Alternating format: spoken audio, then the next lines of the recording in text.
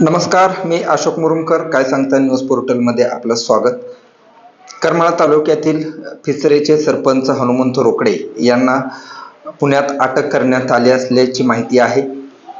शनिवारी बेकायदा मद्य वाहतूक प्रकरणी एक उरुळी कांचनमध्ये एक वाहन पकडण्यात आलं होतं. त्याचा हा मुख्य सूत्रधार असल्याचा आरोप असून संशयित म्हणून त्याला अटक करण्यात आलेली आहे. 2-3 दिवसापूर्वी करमाळा येथील हॉटेल जय हिंद येथून त्याला सिनेस्टाईलने अटक करण्यात आली असल्याची खात्रीलायक माहिती आहे. या घटनेमुळे करमाळा शहरात खळबळ उडाली आहे. सध्या आज दिवसभर याबाबत वेगवेगळ्या चर्चा ऐकायला मिळत आहेत. त्याच्यावरती शनिवारी 13 तारखेला बेकायदा मद्य वाहतूक केल्याप्रकरणी एक वाहन पकडण्यात आलं होतं. राज्य उत्पादन शुल्क विभागाच्या पथकाने उरुळे कांचन येथे ही कारवाई करण्यात आली होती. यामध्ये वाहन चालक विलास बाळासाहेब चव्हाण हडपसर येथील हा आहे. त्याला पकडण्यात आलं. त्याच्याकडे ज्यावेळेस चौकशी करण्यात आली त्याच्याकडून ही बेकायदा मद्य जे उपलब्ध झालं, त्याच्या गाडीमध्ये जे सापडलेलं होतं ते मद्य करमाळ्यातील राजू दादासाहेब केकान याच्याकडून मिळाल्याची माहिती होती. त्यानंतर राज्य उत्पादन शुल्काने याचा सूत्रधार तपासला. त्यामध्ये संशयित म्हणून हनुमंत रोकडे हा फिसऱ्याचा सरपंच आहे तो असल्याची माहिती त्यांच्याकडे आली. त्यानुसार त्याला हे अटक करण्यात आलेली आहे.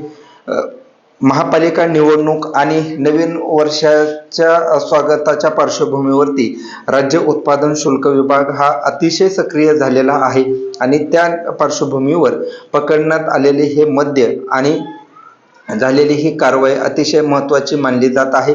आणि त्यात हा करमाळ्यातील फिसरे गावचा सरपंच असल्याने या घटनेला वेगळी चर्चा करमाळा तालुक्यात केली जात आहे.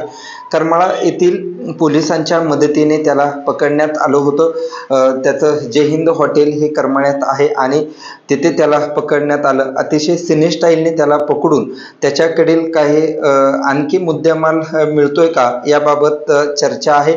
आणि त्याच्या गावात फिसरे येथे देखील त्याला घेऊन चौकशी करण्यात आली होती अशी माहिती आहे.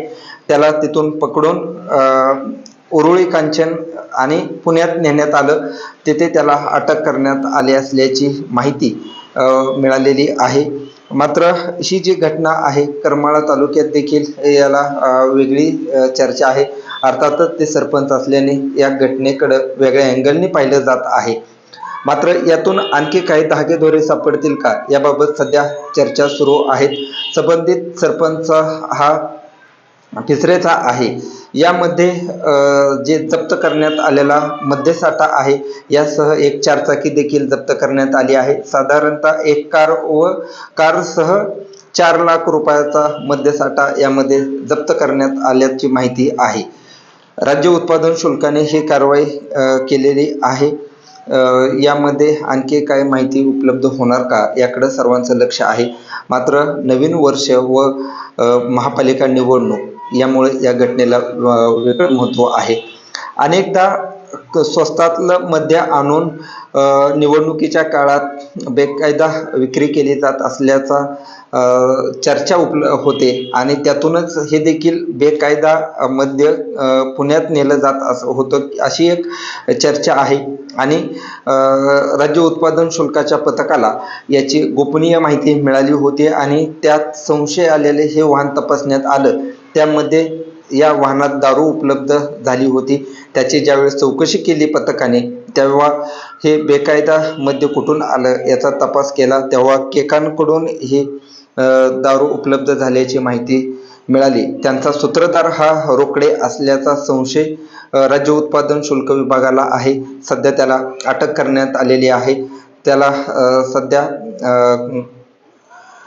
अटक करण्यात आलेली असून याचा पुढील तपास सुरू आहे.